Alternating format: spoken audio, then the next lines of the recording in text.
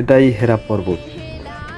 হেরা গুহা বা হেরা পর্বত বা জাবালে নূর, এটাই সেই পাহাড়। পাহাড়টির নাম মূলত জাবালে নূর বা আলোর পাহাড়। এই পাহাড়টিতে একটি গুহা অবস্থিত। সেই গুহাটির নাম হেরা গুহা।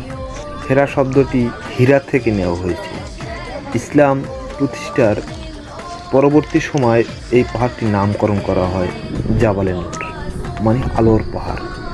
প্রথম এই পাহাড়ে আল্লাহ ওহী প্রেরণ করে হযরত মুহাম্মদ সাল্লাল্লাহু আলাইহি সাল্লামের কাছে। সেই জন্যই সারা পৃথিবীর ধর্মপ্রাণ মুসলমানদের মাঝে একটি আবেগের স্থান এই হেরা গুহা বা হেরা পর্বত বা জাবালে নূর।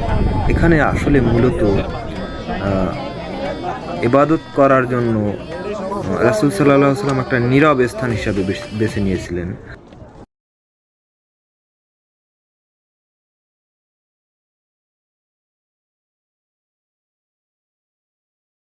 ইবাদতের আলাদা কোনো ফজিলত আছে।